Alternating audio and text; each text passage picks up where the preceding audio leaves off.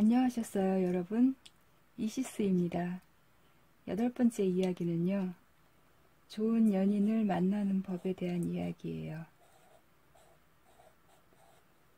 좋은 연인을 만나는 법.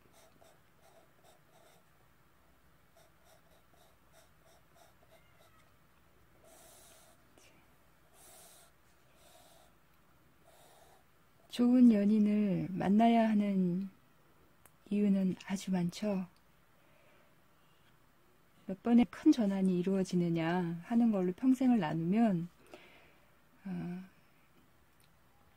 연인을 만나기 이전과 이후로 나눌 수가 있어요. 그래서 좋은 연인을 만난다는 거는 가장 큰 전환점 중에 하나라고 볼 수가 있거든요. 인생에. 그래서 연인을 만난다는 건 남자든 여자든 이성을 만난다는 거잖아요. 남자는 여자를 만나고 여성은 남성을 만나는 거. 이성을 만나면서 우리는 뭔가 이렇게 배워요. 이성에 대해서. 아, 이성이 이런 존재구나. 이성을 이제 경험하죠. 나름대로. 그리고 이성을 이제 알아갑니다. 예. 자, 이제 이성을 이렇게 배우고 알아가는데, 이성을 만나면서 굉장히 많은 일들이 우리에게 일어나요. 제일 중요하다고 제가 우선적으로 꼽을 수 있는 부분이 정체성 확립이에요. 정체성 확립. 금방 난 이런 사람이야 라고 자기 자신을 잘 느끼고 말하기 어렵죠. 그래서 이 정체성 확립이 이성을 만나면서 굉장히 많이 확고해지고 틀이 잡히는데 이유가 있죠. 그러니까 누군가가 나를 봐주고 사람에게는요, 자기를 전시하고 싶은 이 전시 욕구가 있어요. 이런 욕구가 없으면 사람은 아마 거의가 화장도 안 하고 머리도 안 하고 떡진 머리로 다니고 아마 그럴 거예요. 남자들은 수염도 안 깎고. 예, 그래서 누군가 나를 봐주고 누군가 나를 이렇게 보호해주고 누군가 나를 필요로 하고 또 누군가 나를 사랑스럽게 봐주고 아름답다고 말해주고. 자, 이성을 만나면 이제 이런 일들이 생기잖아요. 이게 정체성 확립에 굉장히 도움이 돼요. 이런 말은 언제 듣냐면 이성을 만나기 전까지는 주로 가장 많이 부모님으로부터 들어요.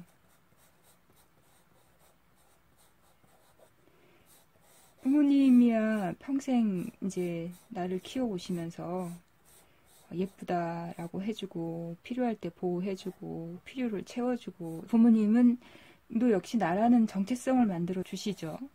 예. 그 1차적으로 정체성이라는 거는 부모님이 만들어준 걸 가지고서 갖고 있어요. 그리고 소소하게는 이제 친구들이라든지 뭐 이제 영향력이 있는 어른들이라든지 이런 사람들이 또 정체성 확립에 도움이 또 되죠. 그런데 이제 크게 영향을 미친다 그러면 연인이라고 봐야 돼요. 이것도 굉장히 긍정적이고 강렬하고 막 큰 에너지로 다가오죠. 연인이라는 존재는. 또 연인이라는 존재는 거울과 같아요. 성이 다른 나 이런 느낌이죠. 연인이라는 경우는. 그래서 이렇게 다른 관점으로 나를 바라봐주고 또 나를 또 확인해주는 것이 있어요. 이 정체성에 대해서. 그 전까지는 부모님이 만들어준 정체성이 있는데 이거는 사실 우리에게는 이제 거의 공짜의 느낌이잖아요. 그 고마움과 은혜를 사실은 잘 모르고 살아요. 이 연인을 만나기 전까지는. 뭐 습관이라든지 나의 그 다음에 뭐 가치관이라든지 또 생활 태도라든지 이미지라든지. 예. 이거가 이제 미천이에요. 내가 세상을 살아가는. 근데 이게 이성으로부터 이렇게 확인받는단 말이에요. 이렇게. 이렇게 확인받을 때 이 정체성은 어때요? 긍정적으로 굉장히 업되는, 보통 이제 자존감이 높아진다 이렇게 얘기하죠. 자존감. 또 혹은 또 내 존재감. 자, 이런 것들은 굉장히 중요합니다. 우리한테. 그렇죠. 이런 것들이 다 이제 영향을 같이 받아요. 이 정체성과 함께. 부모님이 만들어준 정체성은 좀 이기적인 거예요. 사실은. 예, 이기적인 거. 이게 뭐 나쁘다는 의미는 아니고요. 그러니까 사람은 처음엔 자기를 만들고 가꾸고 그럴 줄 알아야 하니까 사람은 자기 자신을 평생을 통해서 만들어간다고 생각해요. 나라는 존재가 어떻게 딱 정해진 존재가 딱 있는 게 아니라 만들어가는 거죠. 배우고 습득하고 좋은 것들을 내 안으로 가져오고 또 자기를 표현하고 하면서 부모로부터 받은 내 정체성은 좀 이기적인 거예요. 근데 이제 연인 이성을 통해서 만들어지는 나의 정체성은 이타적인 거라고 봐야 돼요. 왜냐하면 이제 나를 벗어나야 되거든요. 타인을 사랑하려면 나를 벗어나서 상대방에 대해서 관심을 갖고 상대방을 느끼고 상대방이 나를 이렇게 봐주고 나를 필요로 하고 나를 사랑스럽게 보고 아름답게 보면 나 역시도 상대방을 그런 눈으로 봐야 돼요. 그렇죠? 나만 받기만 해서는 사랑이 이루어지지 않죠. 그래서 우리가 부모 밑에서 부모의 보호 아래 살 때는 주로 내가 관심사예요.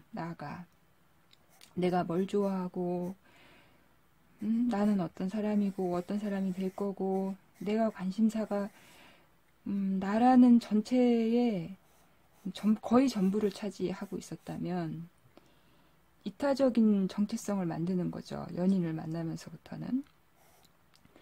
상대방에게 주의를 기울이고 에너지를 주고 상대방을 느끼고 그래서 전환점이라는 것은 이런 전환점도 되는 거예요.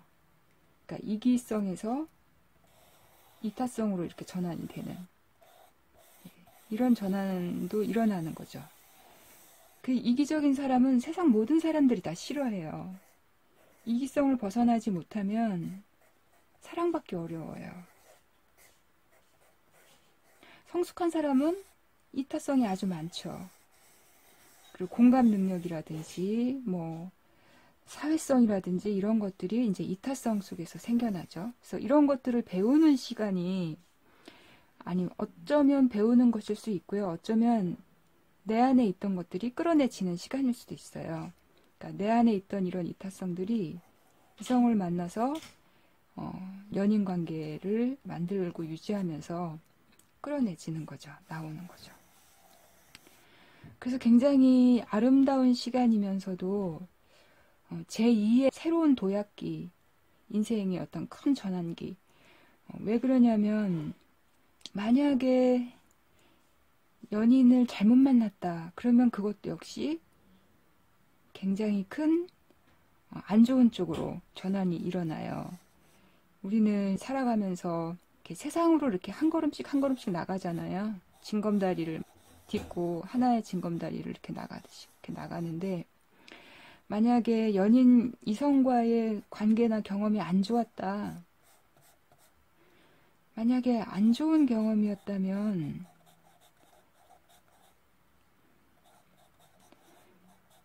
그러면은 전체적으로 문제가 생기죠.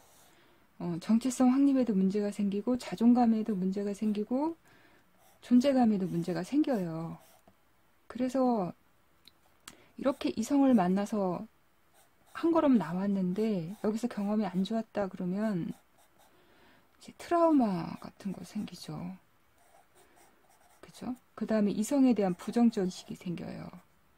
그리고 마음의 상처도 받고, 버림받은 느낌이나 내가 아무것도 아닌 느낌이나, 이성으로부터 이제 부정적 경험을 했을 땐 이런 것들이 너무 싫죠. 누구나 다 받기 싫은 거고, 건강한 사람은 이걸 떨치고 이제 다시 다음 단계로 나가야 돼요. 다른 새로운 사람을 만나고, 또 할 일을 하고, 계속해서 정체성을 찾아가고, 계속해서 이렇게 나아가야 되는데, 어떤 경우에는 여기 그냥 주저앉아 버리는 경우가 생기죠.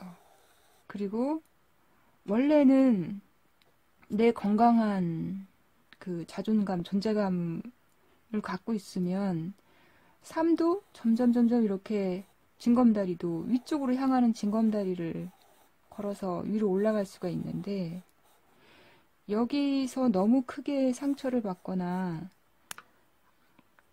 여기서 주저앉아 있게 되면은요, 자존감이나 존재감이 굉장히 낮아져요. 그리고 정체성은 혼란이 와버리죠.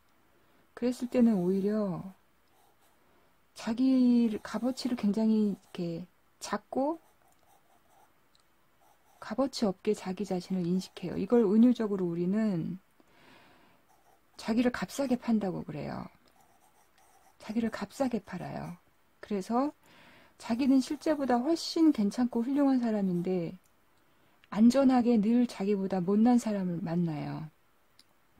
그 못난 사람을 만나서 또 불행과 고통을 겪고, 또 상처받고, 또 버림받으면 또 더 상황이 안 좋은 사람 만나고, 이런 식으로 점점 이렇게 낮춰서 가는 사람도 있어요. 이런 경우에 점점 그 고통과 불행이 커지죠. 그리고 자기가 원하는 삶이 안 되게 되고요.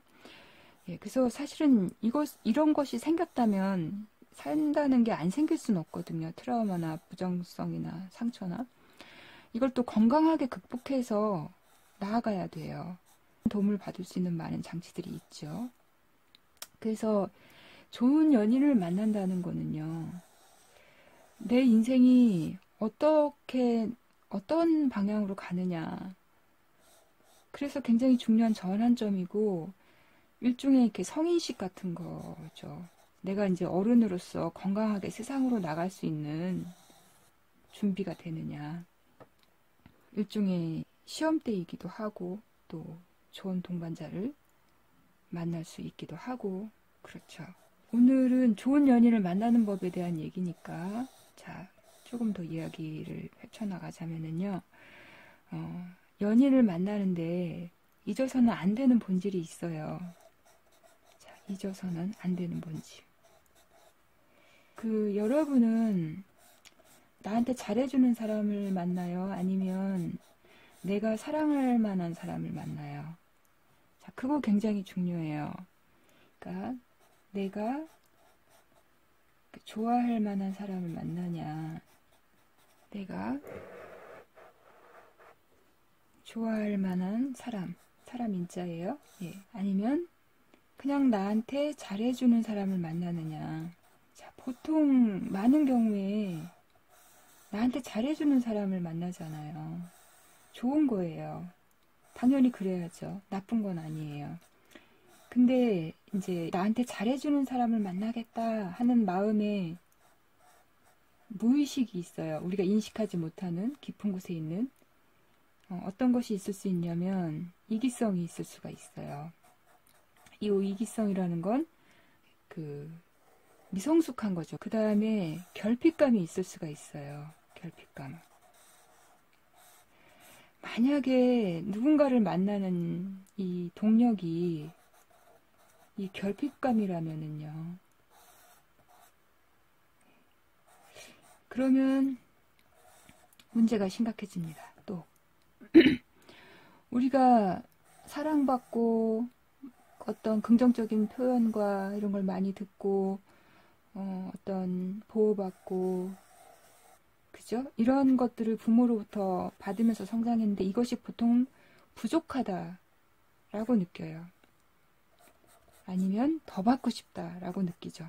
보통 많이 이제 부족하다고 느끼는데, 그러니까 이만큼 받았으니까 이제 나머지는 내가 더 채워갈 거야. 내 키워갈 거야. 이렇게 생각 안 해요. 어른이 돼도 나는 부모로부터 충분히 받지 못했어. 우리 부모는 왜 나한테 그거밖에 못 해줬을까?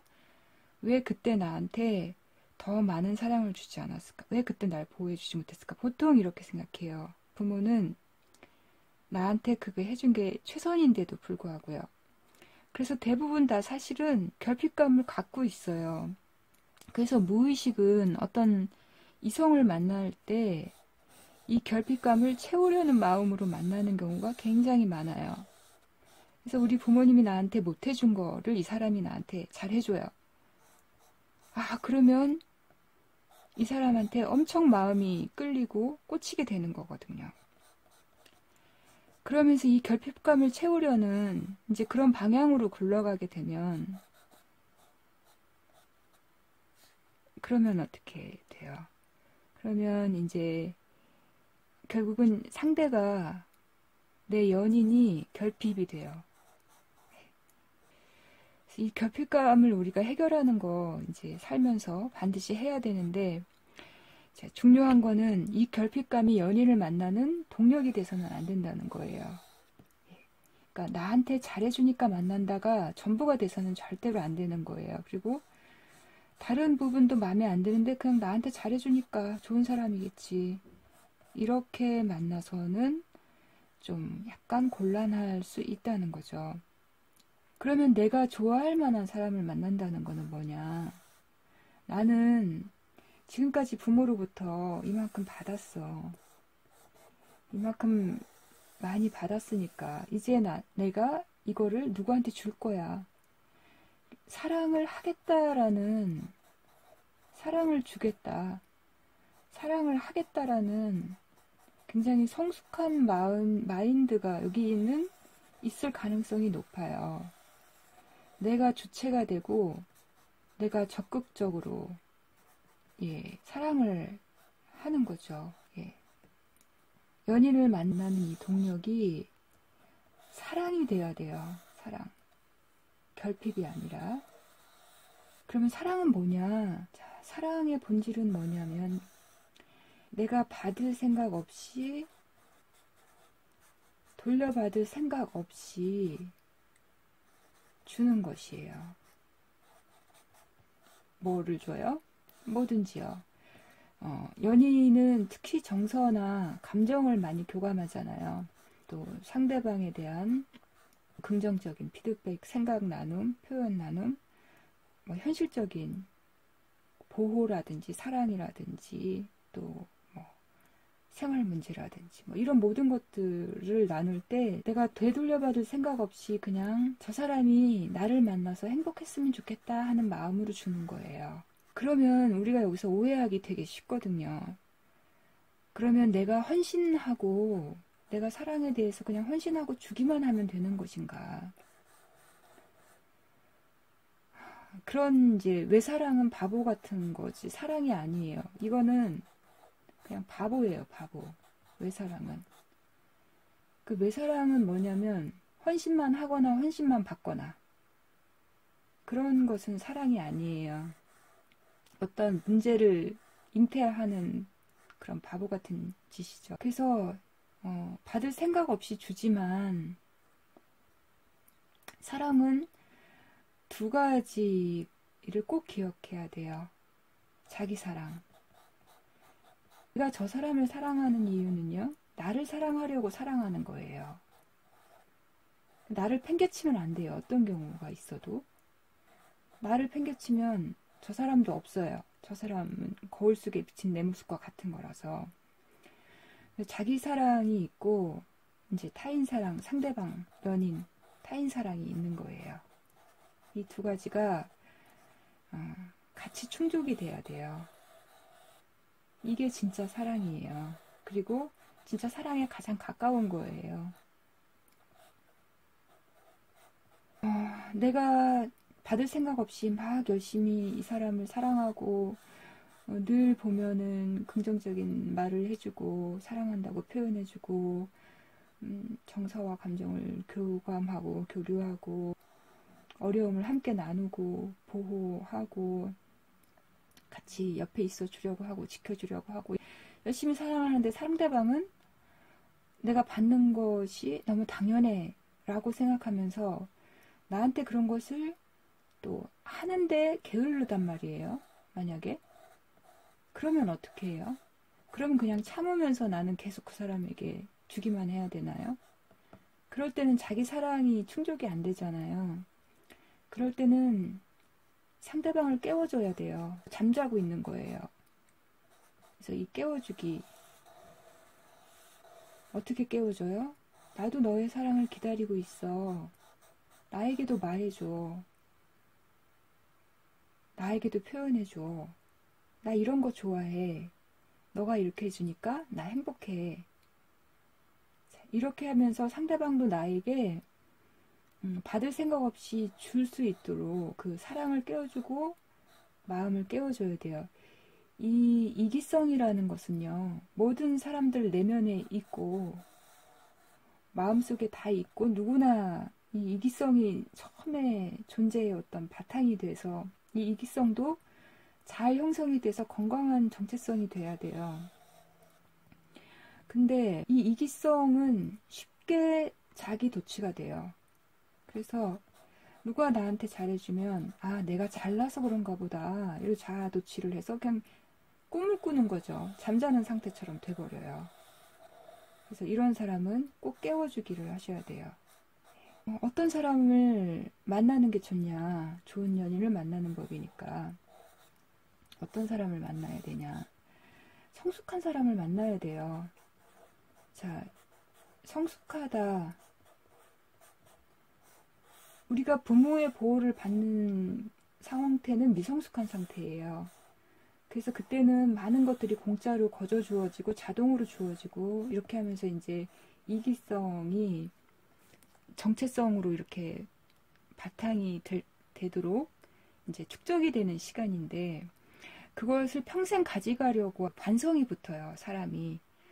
그래서 타인의 아픔이나 이런 걸 느끼기가 어렵고 타인이 또 뭘 좋아하는지 어떻게 하면 조화롭게 같이 갈 수 있는지 이런 걸 느끼기가 굉장히 어려워요. 그래서 이 연인을 만난다는 건 내가 보다 더 성숙한 사람으로 같이 성장해 나간다는 의미도 들어있거든요. 그래서 성숙한 사람을 만나야 되는데 혹은 또 성숙을 추구하는 사람, 그죠? 아직 완벽하게 성숙하진 않지만 계속 성숙하려고 노력을 하는 사람이라면 같이 성숙해 나갈 수 있겠죠. 근데 미성숙에 머물러 있거나 미성숙인 줄 모르고 고집하거나 또는 너무 심하게 미성숙한 상태에 머물러 있으면 연인으로 만나기가 부적절하죠. 그래서 그런 사람은 걸러내야 되는데 요 몇 가지 이런 사람은 반드시 걸러내야 돼요. 폭력적인 사람이요. 예.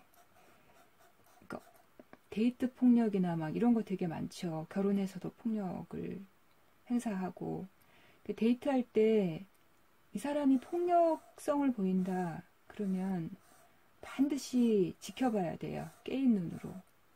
그리고 이 폭력성이 심하고 지속되고 혹은 강하고 또 어처구니가 없는 폭력이나 자기 절제나 조절을 못해서 나오는 폭력이고 이럴 경우는 만나지 말아야 돼요. 그래서 제가 보면은 뭐 인터넷에 이렇게 데이트 폭력이나 이런 거 막 호소하는 여성분들이 있는데 결국 자기 책임이에요. 누구에게 호소를 해도 누가 나한테 잃어버린 시간을 되돌려주지 않고 폭력으로 받은 상처 이거 받기 이전으로 돌아갈 수 없어요. 그래서 한 번, 두 번 폭력이 일어났는데 이거를 참아준다든지 그냥 넘어가준다든지 속아준다든지 그러면 절대 안 돼요.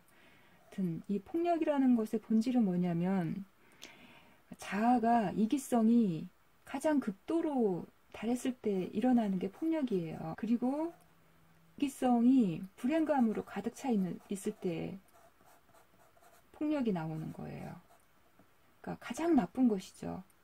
가장 이기적인 상태이면서 가장 불행한 느낌 속에 있을 때 그럴 때 폭력이 나와요. 그래서 이런 사람은 감당하기가 어렵죠. 웬만한 사람이든지 간에. 성숙한 사람은 절대 폭력을 쓰지 않아요. 그리고 언어 폭력도 굉장히 주의해야 돼요. 물리적인 폭력만이 아니라. 그 다음에 만나선 안 되는 사람은요. 책임감이 없는 사람이에요. 정말 이 사람이 성숙한 사람이냐 여부는 이 사람이 얼마나 책임감이 있느냐, 얼마나 자기 책임으로 받아들이느냐, 자, 그것이 잣대라고 볼 수 있어요. 성숙한 사람은 책임감이 더 크고 더 넓죠. 더 많은 걸 책임지려고 하고 더 크고 깊이 책임지려고 해요. 책임감이 없는 사람은 회피하고 도망가려고 해요. 매사에. 그래서 어린 시절에 부모가 나의 모든 걸 책임져 줬단 말이에요. 내가 사고를 쳐도 부모님이 다 이렇게 와서 수습해주고, 그러면 그 책임감이 없이 이렇게 성장을 했다면 이 사람이 사고 치면 결국은 내가 책임져 줘야 돼요. 예. 그러면 이건 연인이 아니에요. 대등한 연인이 아니라 내가 부모나 보모가 되거나 뭐 이런 상태가 이제 되는 거죠. 그래서 책임감이 없는 사람은 미성숙한 사람이에요. 마치 아이를 키우는 것처럼 연인을 만나서 이 사람을 돌보고 키우고 싶다면은 미성숙한 사람을 만나도 돼요. 내가 그럴 자신이 있으면. 근데 그냥 행복하고 싶고 서로 나누고 싶고 그렇다면은 미성숙한 사람은 만나지 말아야 되죠. 이 미성숙함의 표징은 몇 개가 더 있어요. 절제력이 없는 경우라든지 이런 경우도 미성숙한 사람이죠. 폭력에는 분노나 화도 포함이 돼요. 분노나 화 같은 건 상대방의 정서를 깨트리는 거기 때문에 폭력성이. 근데 이제 뭐 한 번 사람이 화를 낼 때는 낼 수 있어야죠. 근데 뭐 한 번, 두 번 정당한 화를 냈는데 그걸 가지고 이제 그게 단번에 결정을 내리기보다는 이제 그럴 땐 지켜봐야 되죠. 자기 보호를 위해서 또 화를 내야 될 때도 있어요. 이상 살아가다 보면. 그런 게 아니라 이제 너무 많다, 너무 비율이 많다, 이럴 때는 이 사람이 아직 내면에 폭력성이 많다라는 것을 봐야 되는 거죠. 그 다음에 내가 만났을 때 이제 만나면 좀 불행할 수 있을 가능성이 큰, 만나면 안 되는 사람은 이기적인 사람이에요. 역시 미성숙한 사람인데, 어떤 사람이 이기적인 사람이냐, 우리가 정의를 하자면 타인의 불행 위에 내 행복을 쌓으려는 사람들이에요. 타인이야 불행하든 말든 나만 행복하면 된다, 나만 이익을 얻으면 된다, 자, 이런 사람들이에요. 예를 들어서 식품을 만드는 사람인데 거기다 뭐 나쁜 물질을 막 넣어요. 옛날엔 그런 경우 많았어요. 지금은 그렇지 않지만. 다른 사람은 먹고 병이 들든 뭐 어쨌든 나만 돈도 벌고 행복하면 돼, 이러는 거죠. 그 만나는 연인도 언어와 태도를 가만히 지켜보면, 판단하지 말고 지켜만 보세요. 그래야 알아져요. 판단하면 내가 판단한 걸 통해서 보기 때문에 올바른 걸 볼 수가 없어요. 그래서 가만히 지켜보면 이 사람이 타인의 불행 위에다가 자기 행복을 만들어 가려고 하는 경향성이 있는지 보여요. 저는 우리나라 그 개그 중에서 좀 좋아하지 않는 부류의 개그가 있는데, 외모를 비하한다든지 막 다른 사람을 막 무시하고 비하하면서 웃기려는 개그들이 있어요. 그거 굉장히 싫어요. 왜냐하면 타인의 불행 위에, 그리고 타인의 취약한 걸 가지고 자기 이익을 얻으려고 하기 때문에요. 그래서 사람이 살다 보면 약해질 때도 있고 강해질 때도 있잖아요. 누구나. 누군가가 지금 취약한 상태예요. 예를 들어서 사업을 하다가 사업이 부도가 났어요. 취약한 상태잖아요. 근데 이런 상태를 이용해서 이 사람에게, 이 사람이 이제 돈 한 푼이 아쉽고 힘든 상황을 이용해서 좀 더 유리한 협상을 하려고 한다든지, 뭐 물건을 좀 뭐 싸게 가져오려고 한다든지, 이런 식으로 누군가가 취약한 상태를 이용해서 어떤 이익을 취하고, 누군가가 취약한 상태를 나의 이익을 취할 기회로 보고, 이런 건 뭐 굉장히 이기적이고 병적인 이기성이에요. 사실은 부끄러운 이기성이고 미성숙한 이기성인데, 이런 이기성을 가진 사람은 저는 만나지 말라고 조언 드리고 싶어요. 왜냐하면 보통 이기적이라는 것은 이제 자기 이기성, 나가 제일 우선이고요. 그 다음에 가족이거든요. 이제 그 다음에 내가 아는 사람, 뭐 이런 식으로 이기성이 있는데, 그 사람이 가장 상태가 안 좋아지면 최후엔 자기만 남는 거거든요. 나머지는 다 이렇게 나를 위해서 존재하는 사람, 나를 위해 존재해야 되는 사람으로 생각해요. 예. 그래서 이기적인 사람은 아직 그 성장이 덜 된 사람이고요. 그 부모 밑에서 살면서 그 형성된 이기성을 아직 못 벗어난 사람이고, 아직 세상으로 나갈 준비가 아직 덜 된 사람이에요. 사실은 이런 사람들이 세상을 살아가지만, 그리고 사랑을 하고 사랑을 받을 준비가 아직 안 된 사람이에요. 그러면 우리는 이제 어떤 사람을 만나야 되냐? 성숙한 사람을 만나야 되는데, 이런 사람은 가급적 안 만나고 걸러내는 게 좋다. 내 인생에 어떤 사람을 만나는 것이 좋으냐? 이제 중요한 것은 방향성이 같은 사람을 만나야 돼요.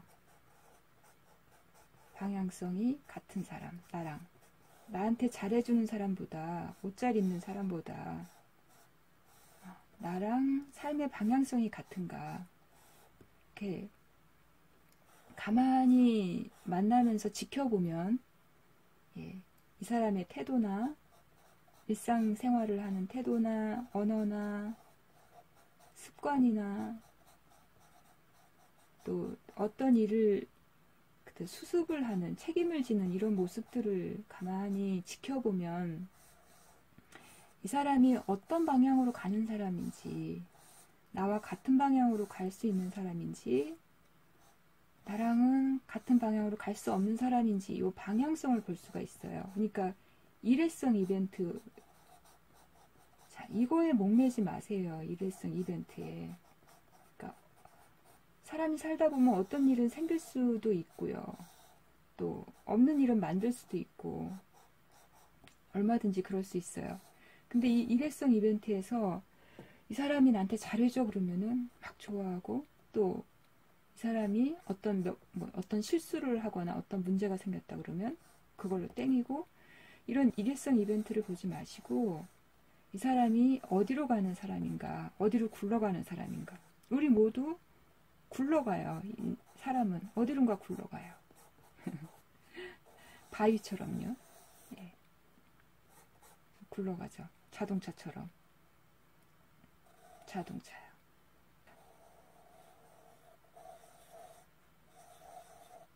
이 되게 중요해요. 이 자동차가 어디로 가느냐 하는 이거는. 어딘가로 굴러가요. 그래서 사람은 절대 안 바뀌어 이러는 게 뭐냐면, 서로 다른 방향으로 굴러가는데, 굴러가는 방향이 다르면은 이제 처음에는 같이 가다가 점점 멀어지죠. 그러면은 상대방을 자꾸 일로 끌어오려고 해요. 자꾸 잔소리하고 막 싸우고 부딪히고 하면서 자기랑 같은 방향으로 가게 하려는 노력들을 해요, 나름대로. 근데 안 바뀌어요, 상대방. 왜? 가는 방향이 처음부터 다르거든요. 이 사람이 굴러가는 것은 나이 들어가면서 이 무의식에 굉장히 많아요. 그 요소가 어디로 굴러가느냐 하는 요소는 무의식 속에 더 많아요, 의식보다. 그리고 이 무의식적인 요소들은 이 사람의 사소한 평상시 습관, 태도, 언어, 이런 데서 많이 드러나요. 이 사람이 편안할 때, 행복할 때, 이럴 때 쓰는 이런 언어들에서 무의식이 많이 드러나요.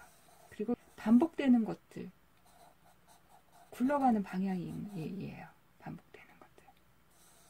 그래서 나랑 방향성이 같은가, 어떤 방향으로 가느냐, 그것을 파악하려면 내가 가고자 하는 방향은 뭐냐, 그것도 알아야 돼요. 내가 굉장히 이기적인 사람이에요. 내가. 그래서 나는 사람을 만나도 내가 한 개를 해주면 나한테 10개를 주는 사람이 좋고, 결혼을 만약에 한다 그러면 뭐 집은 남자가 다 해와야 되고, 직업은 뭐 대기업 정도는 다녀야 되고, 만약에 나는 우선적으로 남들이 어쨌든 그냥 내가 어쨌든 안정적인 주거 생활과 잘 먹고 잘 사는 게 중요하다. 이제 좀 이런 성향을 가졌다면은 상대방도 이런 성향을 가진 사람을 만나야 돼요. 그쵸? 그러면은 잘 살 거예요. 같이 갈 수 있을 거예요. 어느 정도는 결혼해서. 예. 같이 가는 게 가능하죠. 근데 나는 이제 이런 것도 필요하다, 중요하다고 생각하지만 더 가치를 두고 있는 게 있어요. 공동체, 사람이 공동체로서 함께 살아가는 세상.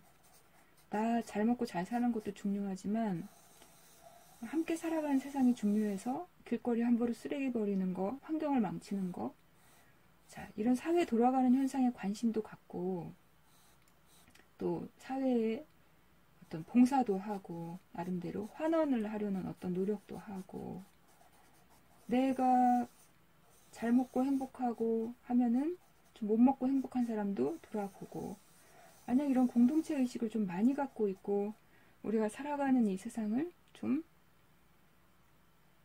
좋게 만들자, 이런 마음을 가진 사람이라면, 만약에 이런 사람과 이런 사람이 만나면 처음엔 같이 가다가 결국은 갈라질 수밖에 없어요. 그리고 같이 붙어 있으면 늘 싸움이죠. 서로를 파괴하게 돼요. 또 어떤 의미에서 성장하는 쪽에 관심이 많은 사람이에요. 이런 사람은 사회에 사교적이거나 이러진 않아도 기여하는 경우가 굉장히 많아요. 자기만의 어떤 재능 같은 것을 뾰족하게 갈고 닦아서 기여하는 경우도 많고, 아니면 또 다양한 어떤 문화라든지, 그러니까 철학이라든지 뭐 이런 것들도 이제 많이 공부하고 이런 사람이라 그러면, 정신의 성장, 의식의 성장을 추구하는 사람이라면 사고가 굉장히 유연해요. 그래서 자기 잘못이 있다면 금방 사과하고 고치려고 노력하고, 이제 그런 어떤 유연한 사고를 갖고 있고, 이렇게 성장해 나가는 사람을 만난다 그러면 이런 부분이 조금 취약해도 이런 방향성이 나랑 같다 그러면은 둘이 같이 노력해서 이 방향으로 나아갈 수 있어요. 그러면 결혼이라든지, 결국은 이 연인은 결혼을 할 수 있는 상대가 되잖아요. 결혼을 하면은 평생을 같이 살게 되잖아요. 그럼 이제, 그쵸, 연인이 이제 부부가 되는 거죠. 그래서 중요해요. 이 연인이 부부가 되는 게. 그리고 이것은 나의 평생을 가는 거죠. 평생. 내 평생이 여기에 있어요. 예, 굉장히 중요해요.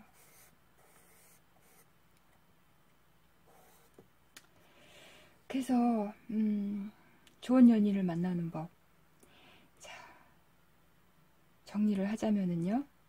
방향성이 같은 사람인지 이것을 알아보는 것이 가장 중요해요. 근데 이 방향성이 같은 사람인가, 같이 성장할 수 있는 사람인가, 저는 그것이 되게 중요하다고 생각하는데, 단점이 있어요. 방향성이 같은 사람은 서로 극성의 짜릿함은 덜해요. 왜냐면 너무 비슷할 수가 있어요. 취미라든지.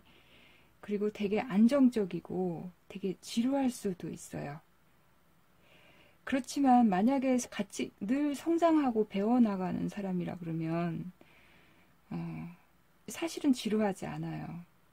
예, 그 배우는 재미도, 같이 성장하는 재미도 굉장히 쏠쏠해요. 뭐 어디 봉사도 같이 간다든지, 공원을 하는 재미, 작은 거라도, 뭐 예, 놀이를, 둘 사람만의 놀이도 즐거워할 수 있는 놀이도 만들 수가 있고요. 예. 그래서 알아보기가 어려워요. 그래서 어떤 몇 번의 실패? 좋은 연인을 만났는데 실패를 하고 나면 이런 안목이 생기는 가능성이 되게 많아요. 그래서 연애를 실패를 한다? 실패라기보다는 안 맞아서 헤어지는 경험을 많이 하는 것도 괜찮아요.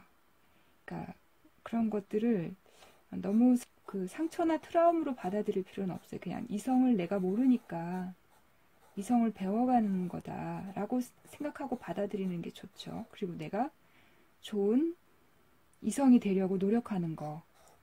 그런 이제 노력이 제일 중요하죠.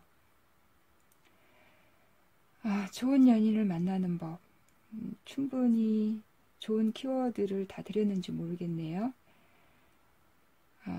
조금이라도 도움이 되셨다면 좋아요, 구독 눌러주시고 댓글도 부탁드려요. 다음에 또 만날게요.